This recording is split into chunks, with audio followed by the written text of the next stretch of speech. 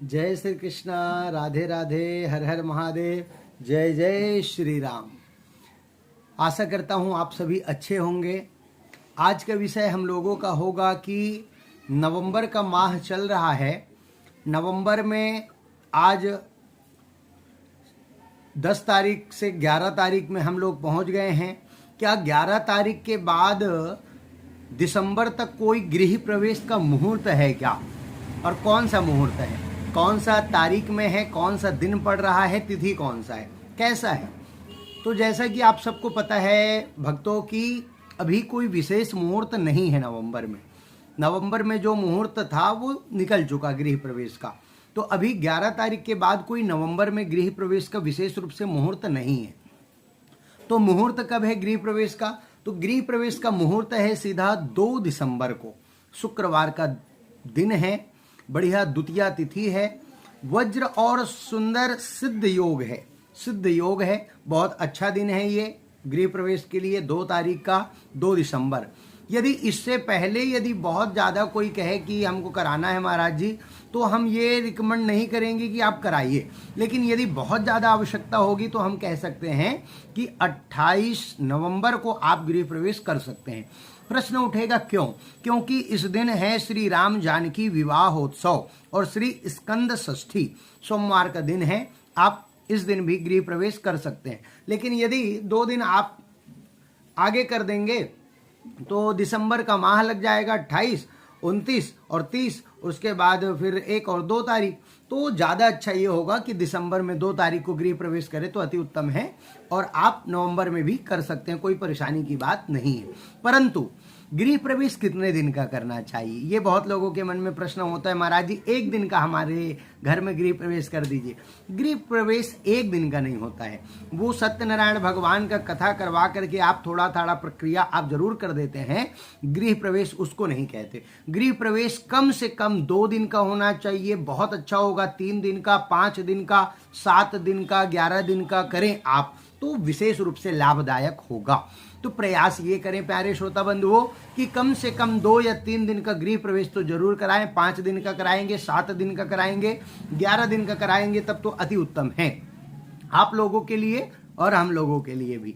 अब आगे गृह प्रवेश में होता क्या है? गृह प्रवेश में गौरी, गणेश, कलश, नवग्रह मंडल, षोडश मातृका, सर्वतो भद्र, लिंगतो भद्र इत्यादि सप्तघृत मातृकाओं का पूजा होता है विधिवत। 1 दिन में ये संभव नहीं हो पाएगा क्योंकि वेदी बनाने में ही समय लगता है। गृह प्रवेश कभी भी करवाएं तो प्रयास ये करें 2 दिन का। अच्छे से वेदी पूजा हो जाएगा, वास्तु देवता का पूजा हो जाएगा, पूरे घर का समस्त अनेक स्थानों का पूजा हो जाएगा। जितने स्थान उतने देवी देवता, सभी स्थानों का पूजा हो जाएगा। अब यदि हम बात करें कि गृह प्रवेश से पहले क्या करना चाहिए, तो गृह प्रवेश से भूमि पूजन। गृह प्रवेश से पहले भूमि पूजन आप लोगों को कर लेना चाहिए। भूमि पूजन कैसे करना है आप सबको पता है और आप लोगों ने बहुत सारे भूमि पूजन करवाए भी होंगे, किए भी होंगे।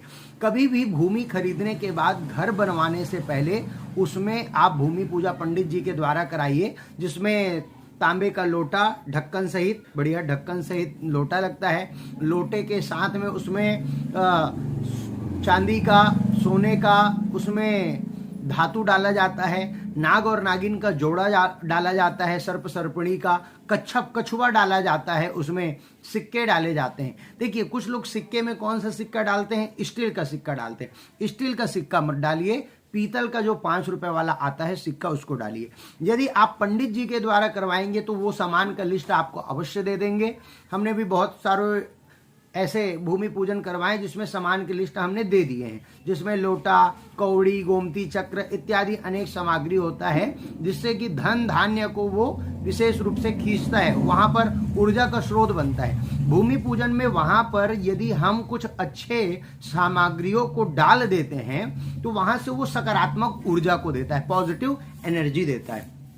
इसलिए भूमि पूजन जरूरी है। किसी अच्छे विद्वान ब्राह्मण से यदि आप करवाते हैं तब तो वो विधि विधान के साथ आपको सामग्री का लिस्ट भी दे देंगे और पूजा भी करवा देंगे। यदि आप स्वयं करते हैं तो नारियल फोड़ करके और थोड़ा थोड़ा जो पूजा करेंगे उससे आप पूजा कर सकते हैं। लेकिन ये ना भूले कभी भी अपने से पूजा करते समय कि फावड़े का जो फावड़ा आता है, जो खोदने का कुल्हाड़ी जिसको कहते हैं, फावड़ा, रापा जिसको कहते हैं, सब्बल इत्यादि, तो लोहे का पूजा करना न भूलें, क्योंकि विश्वकर्मा भगवान से ही पूजन प्रारंभ होता है।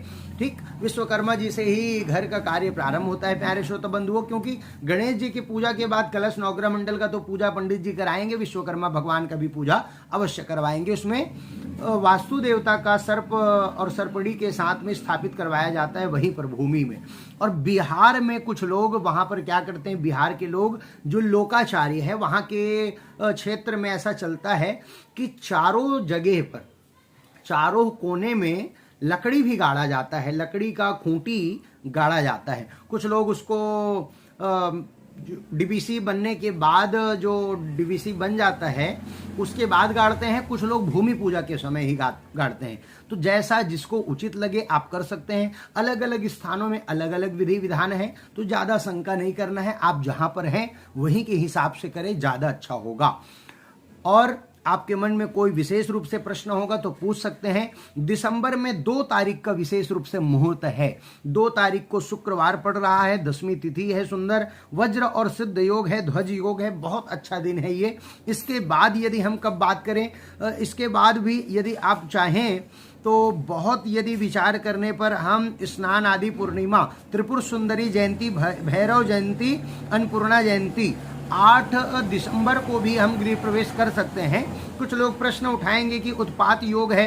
अरे भैया, आप 7 तारीख से पूजा चालू कर दीजिए, 7 को और 8 को पूजा चालू कर दीजिए। 7 को बुधवार है, 8 को बढ़िया गुरुवार है, और 7 को सिद्ध योग है, और सिद्ध योग के साथ सुंदर कृतिका नक्षत्र है, बुधवार है, चतुर्दशी तिथि है, श्री दंत जयंती का सुंदर प्रदोष का दिन है ये। आप 8 तारीख और जो है 7 तारीख और 8 तारीख को भी गृह प्रवेश कर सकते हैं दिसंबर में।